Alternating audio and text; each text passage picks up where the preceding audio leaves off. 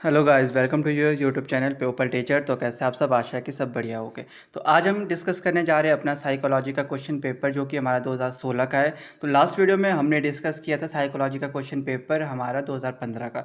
तो हम previous year के सारे क्वेश्चन पेपर को डिस्कस कर, जो कि आपको हेल्प करेगी आपके एचवीटेट में, क्योंकि आप सभी को पता है कि क्वेश्चन रिपीटेड होते हैं और हम हमेशा वो इंपॉर्टेंट क्वेश्चन की बात करेंगे जो रिपीटेड है, ताकि कि आपको पता चल जाए आखिर किस तरीके से क्वेश्चन को पूछा जाता है, क्वेश्चन पूछने का क्या तरीका होता है। तो जो हमसे क्वेश्चन पूछा गया था यहाँ पे 2016 में साइकोलॉजी सेक्शन में, तो ये पूछा गया था सबसे पहला, संज्ञानात्मक विकास के लिए कौन सा कारक आवश्यक है। क्या पूछा गया हमारे से, संज्ञानात्मक विकास के लिए कौन सा कारक आवश्यक है। तो हमारे पास यहाँ चार ऑप्शन दे रखे हैं। ए हमारे पास जेनेटिक एवं जैविक, बी अनुभव, सी अधिगम, डी ये सभी। अब देखो, अगर आप बात कर रहे हो संज्ञानात्मक विकास, तो इसके लिए हमारे को इन सभी की आवश्यकता पड़ती है। तो इसका जो सही ऑप्शन है वो है हमारे पास डी। क्योंकि जब भी हम विकास की बात करते हैं, विकास मतलब हर एक चीज़ का विकास करना है। संज्ञानात्मक जब विकास करना है अपने बच्चों का, तो उसके लिए किस किस की आवश्यकता है, हमारे पास सबकी आवश्यकता पड़ेगी। अधिक हम बोले तो लर्निंग होना चाहिए, अनुभव होना चाहिए, एक्सपीरियंस होना चाहिए, जेनेटिक होना चाहिए, जैविक होना चाहिए। इन सभी की हमारे को आवश्यकता पड़ती है जब भी हमारा संज्ञानात्मक विकास होता है। तो अब हम बात करते हैं नेक्स्ट क्वेश्चन, बहुत इंपॉर्टेंट क्वेश्चन। आप इसको स्टार मार्क कर सकते हो इस क्वेश्चन को। ये क्वेश्चन आपके पास साइकोलॉजी में हर साल पूछा जाएगा। हर साल नहीं पूछा जाए तो कभी ना कभी तो पूछा ही जाता है। एक साल छोड़ के आपके पास ये क्वेश्चन आता ही आता है। बहुत इंपॉर्टेंट क्वेश्चन है और बहुत ईजी क्वेश्चन है। तो क्वेश्चन क्या है हमारे पास, एरिक्सन के मनो सामाजिक सिद्धांत में डैश सोपान है। सोपान बोलते तो स्टेप्स कितने हैं, एरिक्सन के मनो सामाजिक सिद्धांत में कितने सोपान है। हमारे पास यहाँ ऑप्शन दिए गए, ए 4, बी 6, सी 8 और डी 5। तो इसके जो सोपान थे वो हमारे पास 8 थे। तो जिसका सही ऑप्शन है वो है हमारे पास सी, जो कि 8 है। तो नेक्स्ट क्वेश्चन, ये भी हमारे पास बहुत अच्छा क्वेश्चन है, जो कि बहुत इंपॉर्टेंट क्वेश्चन है। सबसे अधिक शक्तिशाली शोध औजार शिक्षा मनोविज्ञान में है। किसकी बात करी जा रही है, मेथड्स की बात करी जा रही है। कौन सा ऐसा मेथड है जो शिक्षा मनोविज्ञान में बहुत ही हेल्पफुल या बहुत ही इम्पोर्टेंट है।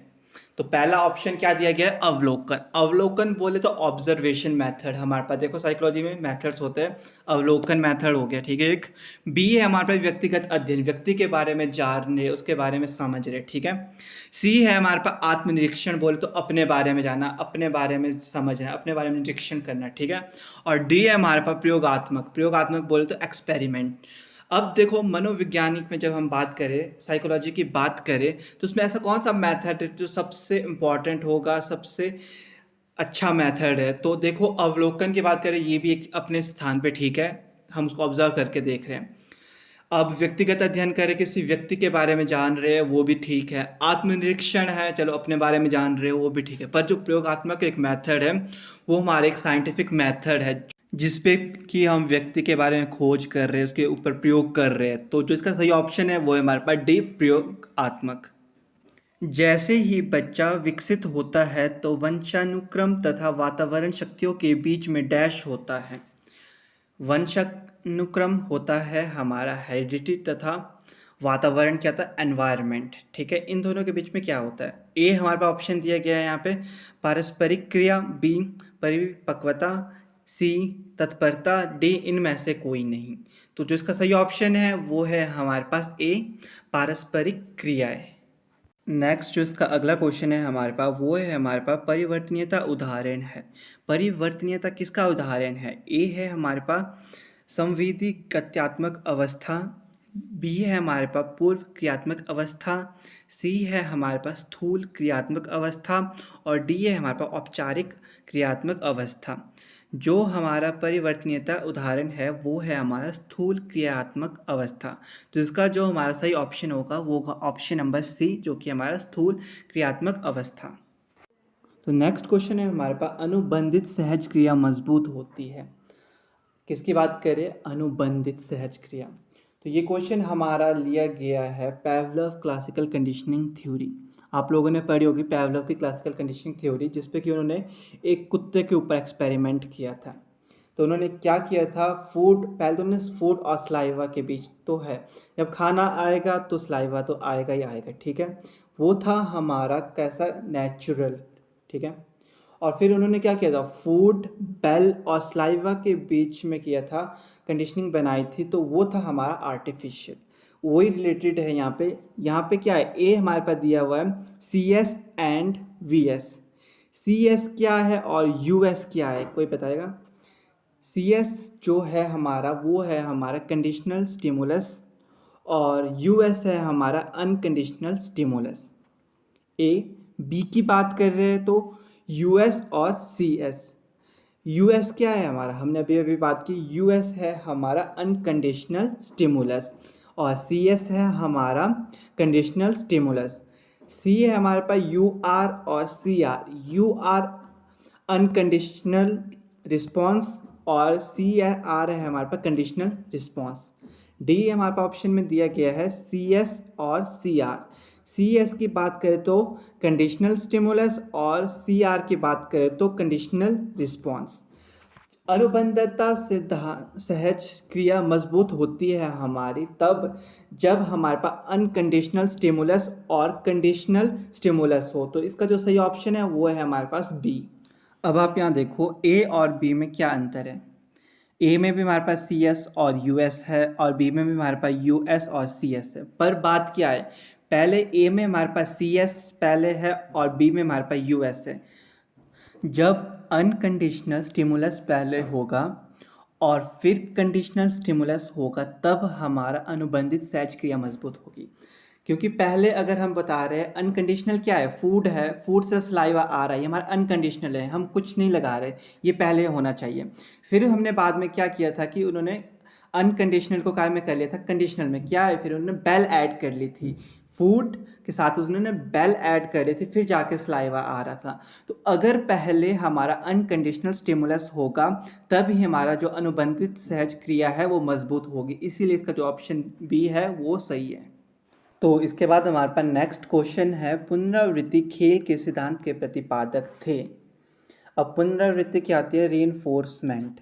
जब खेल होगा, जब हम खेलते हैं तो रीइंफोर्समेंट हमारे को मिलती है, पुनरावृत्ति हमें मिलती है, वो चाहे हमें कोई शाबाशी दे या फिर कोई मेडल प्राइज दे, वो एक तरह का पुनरावृत्ति है। तो इस सिद्धांत के प्रतिपादक थे, तो इसका जो सही ऑप्शन है वो है हमारे पास सी, जी स्टेनले।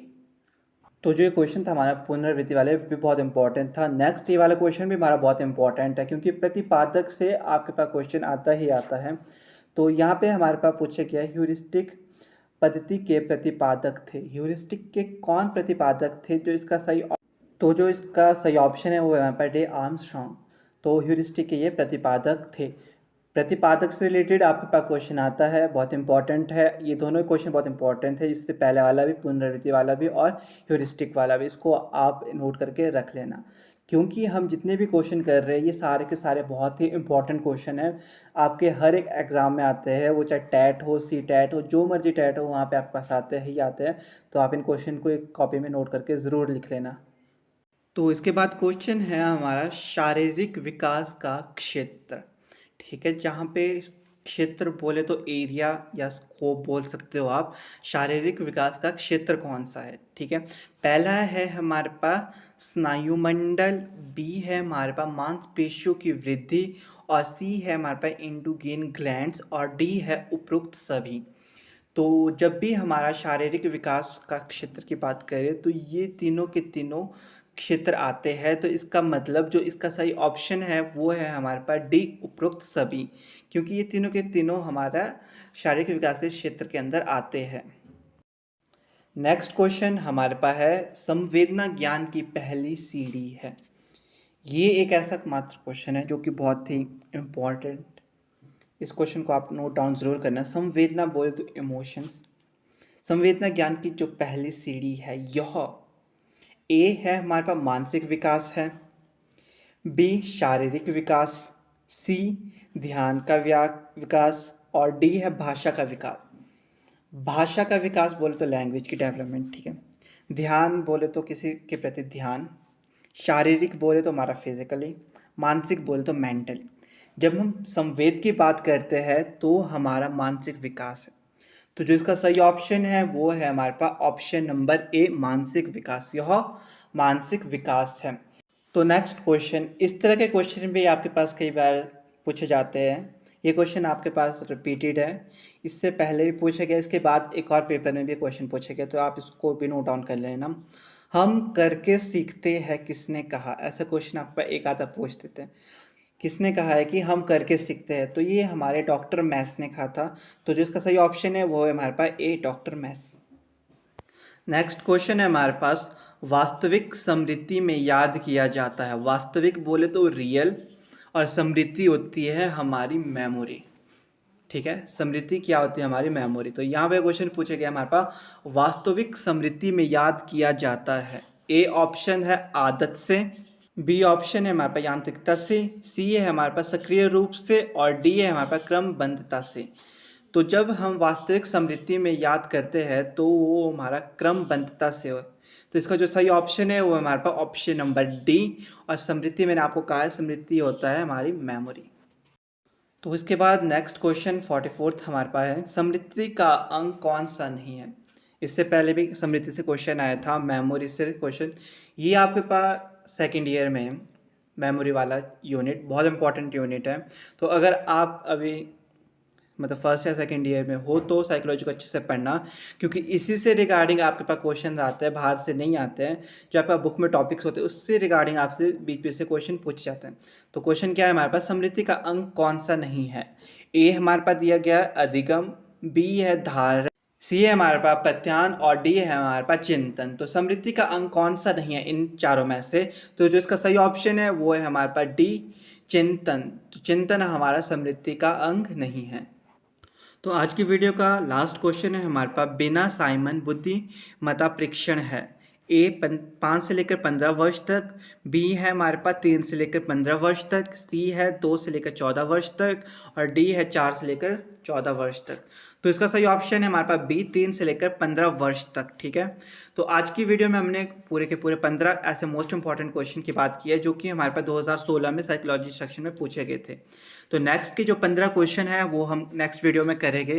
तो आशा है कि आज की वीडियो आप सबके लिए बहुत हेल्पफुल रही होगी और आपको अच्छे से समझ भी आ गया होगा। और एक क्वेश्चन जो हमने पहले किया था, एक पावलोव क्लासिकल कंडीशनिंग थ्योरी का, वो भी आपको समझ आ गया, क्योंकि वो एक ऐसा मोस्ट इंपॉर्टेंट क्वेश्चन है जो आपसे हर साल पूछा जाता है पावलोव की क्लासिकल कंडीशनिंग के रिलेटेड। तो उस क्वेश्चन को आप एक बार अच्छे से ज़रूर समझ के जाना पेपर दोगे जब। तो आज की वीडियो में बस इतना ही, मिलते हैं अपनी नेक्स्ट वीडियो में अगले 15 मोस्ट इंपॉर्टेंट क्वेश्चन के साथ। तो अगर वीडियो अच्छी लगी हो तो वीडियो को लाइक शेयर कर देना, और साथ ही साथ मेरे इस यूट्यूब चैनल को सब्सक्राइब कर देना।